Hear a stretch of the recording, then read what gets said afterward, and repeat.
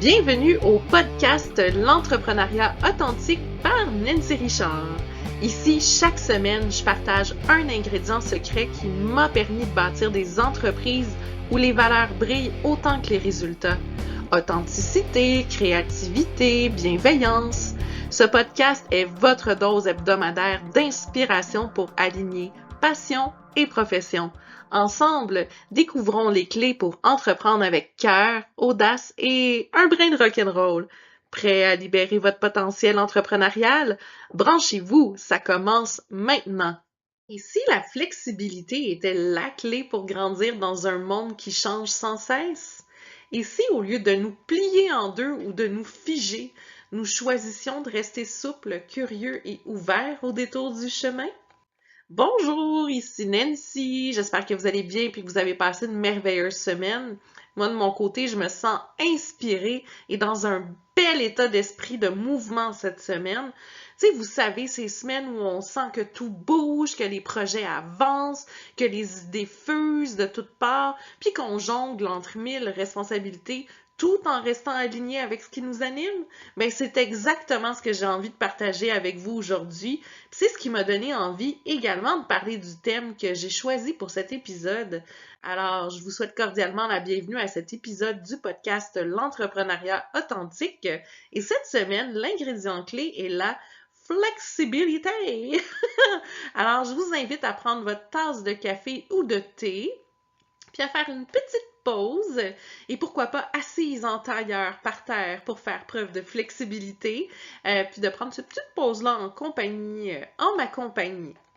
Alors, je vais commencer ici avec une petite anecdote que, je pense vraiment que ça illustre bien ce que c'est que la flexibilité dans la vraie vie d'une entrepreneur. Il y a quelques temps, j'animais une conférence sur le petit abécédaire de l'andragogie pour un groupe d'entrepreneurs. Puis l'andragogie, c'est l'art d'enseigner à des adultes, parce qu'un adulte apprend vraiment pas de la même façon qu'un enfant, OK? Tout était vraiment prêt. Mon PowerPoint était vraiment bien peaufiné, mes notes, mon énergie.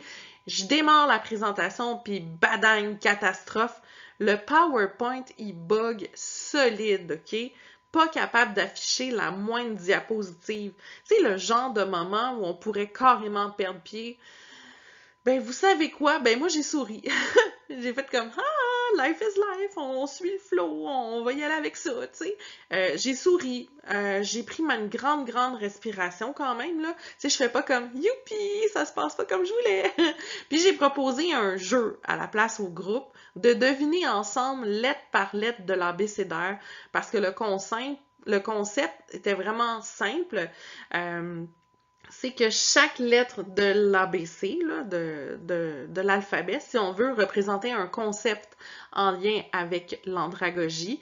Puis on essayait de deviner au fur et à mesure c'était quoi. Fait que ça a permis finalement de devenir un réel moment d'échange, de complicité, puis même d'interactivité. Puis les participants, mais ils étaient engagés à fond, on riait ensemble, on réfléchissait ensemble, puis je pense que tout le monde a vraiment plus retenu en fait les concepts que s'il avait juste vu mon PowerPoint, OK? C'est ça la flexibilité, c'est être capable de rebondir, d'improviser, puis de se virer sur un dixaine comme on dit ici au Québec, de transformer un imprévu en opportunité pour créer un moment qui est encore plus riche et vivant. La définition officielle de la flexibilité, c'est la qualité de quelque chose qui peut s'adapter aux circonstances particulières. Puis pour moi, la flexibilité, c'est un espèce de mélange de souplesse et d'intelligence pratique. C'est cette capacité à accueillir le changement sans rigidité, à ajuster le cap sans perdre de vue sa destination, à être solide dans ses valeurs, mais en même temps fluide dans ses méthodes, OK? Dans mes entreprises, mais comment ça peut se traduire ça? Mais déjà dans la structure même de nos offres. Nos formations, par exemple, sont pensées pour s'adapter aux réalités de nos étudiants. Ils peuvent rendre leurs travaux quand bon leur semble, faire les examens en ligne à leur convenance, choisir leur propre plage horaire de mentorat sans entrer dans une espèce de cadre trop solide, trop rigide. Parce que nous, on le sait, là, que derrière chaque étudiant, il y a une vie, il y a un emploi, il y a des responsabilités, puis des fameux imprévus. On propose même des étalements de paiement aussi pour accommoder tous les budgets parce que l'accessibilité puis la flexibilité, ben, ça va ensemble, OK? C'est pas un hasard aussi si nos trois mots d'ordre pédagogique intègrent cette notion de flexibilité. Et du connect, et du praxis, et du flex. Et du flex, là, c'est notre manière d'adapter notre méthode aux différents styles d'apprentissage. Parce qu'il y en a qui vont apprendre mieux en écoutant des podcasts, il y en a d'autres que c'est en lisant un livre, il y en a d'autres c'est en visionnant la vidéo. C'est notre rôle en tant que formateur de proposer cette diversité, de faire preuve de flexibilité pour répondre aux vrais besoins, OK? Puis je pense qu'une des peurs les plus fréquentes des nouveaux entrepreneurs, c'est justement de se perdre en étant trop flexible, de plus avoir de cadre, se sentir carrément débordé. Parce que, tu sais, des fois, on se sent submergé, puis tout ça, quand on essaye de s'adapter.